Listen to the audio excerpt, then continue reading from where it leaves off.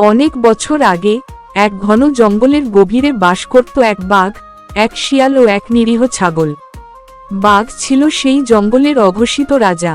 তার গর্জন শুনে পাখিরাও থেমে যেত, হরিণেরা পালিয়ে বেড়াত, আর বনের অন্য পশুরা ভয়ে ভয়ে থাকত। শিয়াল ছিল বুদ্ধিমান ও কৌশলী, কিন্তু চতুরতার আড়ালে তার মধ্যে ছিল লোভ ও স্বার্থপরতা। আর ছাগল, সে ছিল সহজ সরল, নিরীহ, কিন্তু ভীষণ বিশ্বস্ত ও নির্ভরযোগ্য। একদিন বনের গভীরে একটি পরিষ্কার ঝর্ণা আবিষ্কৃত হয়। আশপাশের পশুরা আনন্দে আত্মহারা, কিন্তু সমস্যা শুরু হলো তখনই, যখন বাঘ এসে ঘোষণা করল, এই জঙ্গলের রাজা আমি, তাই এই ঝর্ণার মালিকও আমি। এখন থেকে যার জল চাই তাকে আমার অনুমতি নিতে হবে। পশুরা সব চুপ করে রইল, কেউ বাঘের কথার প্রতিবাদ করল না, কিন্তু সবাই মনে মনে খুবই ক্ষুব্ধ। বাঘের এমন কথা শিয়ালের কানেও যায়। তখন শিয়াল মনে মনে ভাবল, বাঘ শক্তিশালী বটে, তবে আমি তো কম চালাক নই। তাকে একদিন কৌশলে মার দিতেই হবে। আর ছাগল, সে তো এসব রাজনীতি কিছুই বুঝত না। তার চিন্তা ছিল একটাই, সকালে ঘাস খেয়ে ফিরে এসে ঝর্ণার পানি খাবে আর শান্তিতে বাঁচবে। দিন যায়, মাস যায়। একদিন প্রচণ্ড খরায় গোটা বন শুকিয়ে যায়। গাছের পাতা ঝরে পড়ে, নদী নালাগুলো ফেটে চৌচির। শুধু সেই ঝরনাতেই অল্প কিছু পানি বেঁচে ছিল। বাঘ সেটিকে আরও কঠোরভাবে পাহারা দিতে শুরু করে। একদিন দুপুরে ছাগল পিপাসায় কাতর হয়ে জলপান করতে ঝর্ণার ধারে এলো। বাঘ তখন ছায়ায় বিশ্রাম নিচ্ছিল। ছাগল ধীরে ধীরে এগিয়ে গিয়ে পানিতে মুখ দেওয়ার মুহূর্তে বাঘ গর্জে উঠল, তুই আমার ঝর্ণার পানিতে মুখ দিলি? তোর তো সাহস কম না।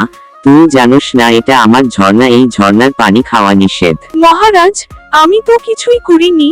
প্রচন্ড পিপাসা লেগেছিল, তাই আমি তো কেবল একটু জল খেতে এসেছি। তুই তো ঝর্ণার পানিতে মুখ দিয়ে পুরো ঝর্ণার পানি নোংরা করেছিস। তোর তো এখন শাস্তি পেতেই হবে। ছাগল কাঁদতে শুরু করলো। সে জানতো কিছু বলেও লাভ নেই। বাঘ সিদ্ধান্ত নিলে কেউ তা পাল্টাতে পারে না। শিয়াল দূর থেকে সব দেখছিল। সে ভাবল, এটা আমার সুযোগ। যদি ছাগলকে রক্ষা করে বাঘকে নিচু করা যায়, তবে আমি বনের শ্রেষ্ঠ বুদ্ধিমান হিসেবে পরিচিত হব। তখনই শিয়াল দ্রুত বাঘের কাছে ছুটে এলো।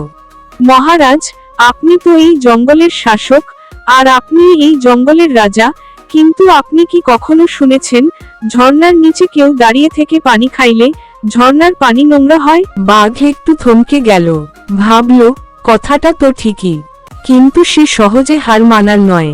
বলল, তবে নিশ্চয়ই এ ছাগল গতকাল আমার সম্পর্কে বাজে কথা বলেছে।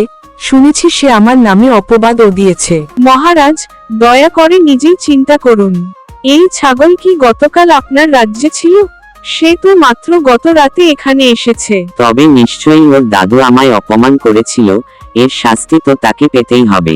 মহারাজ, আপনি যদি পূর্বপুরুষের অপরাধের জন্য একজন নিরীহ ছাগলকে শাস্তি দেন, তবে অন্য পশুরা ভাববে আপনি অবিচার করছেন। একবার ভাবুন তো, তেমন যদি হয় তবে কি আপনার রাজত্ব স্থায়ী হবে? শিয়ালের কথা শুনে বাঘের গর্জন ধীরে ধীরে স্তিমিত হলো। চারপাশে কিছু পশুও জড়ো হয়ে গিয়েছিল, যারা মনে মনে শিয়ালের কথায় সাহস পাচ্ছিল। বাঘ বুঝতে পারল, সে যদি অকারণে ছাগলকে শাস্তি দেয়, তবে তার উপর থেকে সবার আস্থা কমে যেতে পারে। চিন্তা ভাবনা শেষে বাঘ দীর্ঘ নিঃশ্বাস ফেলে বলল, ঠিক আছে, ছাগলকে আজ আমি ক্ষমা করলাম, কিন্তু সবাই সাবধান, কেউ যেন নিয়ম না ভাঙে। আর আজ থেকে জঙ্গলের সকল পশু পাখি এই ঝর্ণার পানি খেতে পারবে। আমি বুঝতে পেরেছি, বিপদে যদি পাশেই দাঁড়াতে না পারি তবে আমি কিসের রাজা।